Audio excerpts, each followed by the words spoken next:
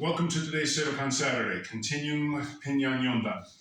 As we look at kata, I addressed last week or the week before in my diatribe about what kata isn't, the myth that it's against multiple opponents. Rather than what we know is that the angle changes teach us angles in which to position ourselves relative to the opponent. So when I turn 90, I'm putting myself at a 90 degree to the opponent, either by moving off to his side or putting my side to him. So it's creating that 90 degree orientation, same with 45, so forth. There are a couple of situations where I would say I'm actually even positioning myself behind the opponent.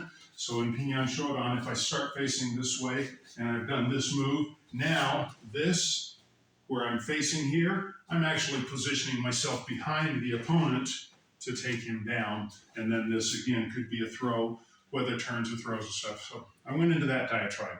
Today's diatribe is that the kata teaches how to deal with certain situations.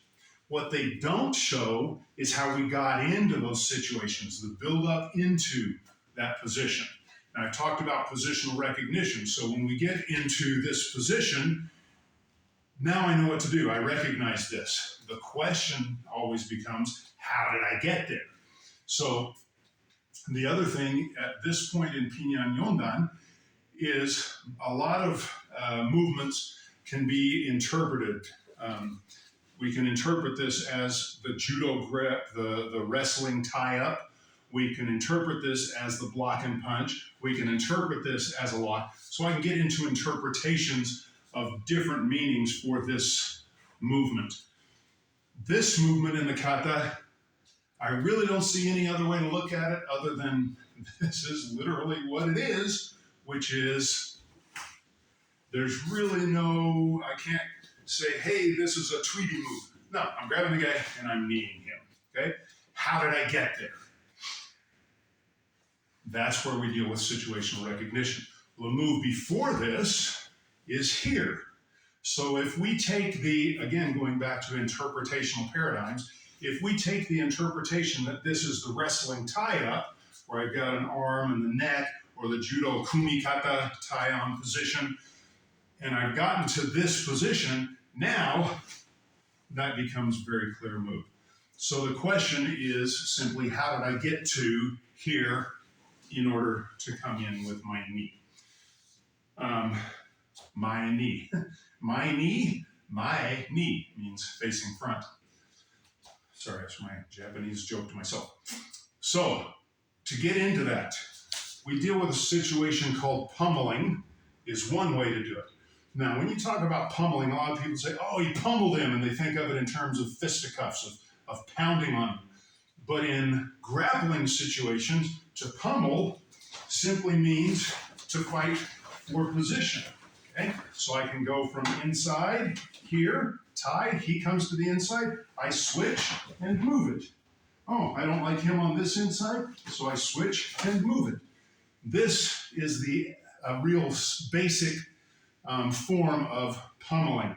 There are other things where I could be fighting for the grip, right? He wants to grip my gi for a judo throw, and I'm trying to take it off or change position to get rid of this grip, right? Come around and get somewhere else.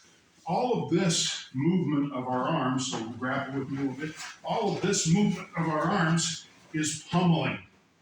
If I look at Pinan Yondan and go back 3 steps before the knee, what do we see? 1, 2, 3. So we've gone.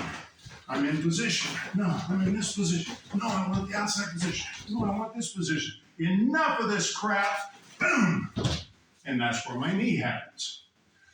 That's one situational way to look at the kata. Switching tie-ups, what we call the inside tie, okay? So in wrestling, the inside tie-up is I'm here. I'm head to head here. Maybe I don't throw well from my right side. We're moving around, so I want to switch. That's my pummeling as it's built into the kata. And then we'd throw the knee, okay? However, we're coming back. We're not brown and black belts yet. This is still good to teach, and I want my students learning it.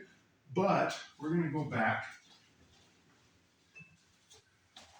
to another way to get into the tie-up position. So he's going to come sidearm club. Hey, again, block punch. I want to be full arm here. Even if that club wraps around, I'm inside it. If I block here, right? Or his elbow bends because I'm at the elbow. So I want to make sure I'm in shoulder deep, fist to his shoulder, shoulder to his fist. The punch. From here, I grab. I can always launch myself, if I want, into the headbutt. I'm just going to grab, pull down, knee strike. Now, as I go into the turn in Pinan Yondan, I'm actually going to place my hands on me, it's a balding spot, he still has hair, but I'm going to place my triangle hands here on his head, and I'm going to do a basketball chest pass, which will compress his vertebrae into itself and kind of cause him to stumble back. Hey, that's it. This is the basic one I teach. When I get into the drill versions, we'll do the pummeling, the inside tie switching into the knee in a grappling scenario.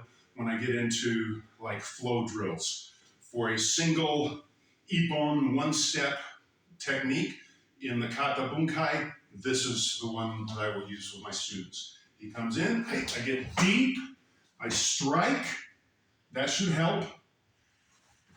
Headbutt if I want, pull down into the knee, through, chest pass right on the crown of his head. A lot of power and discombobulation in that push. Arigatou gozaimasu. Situational awareness, how we got there.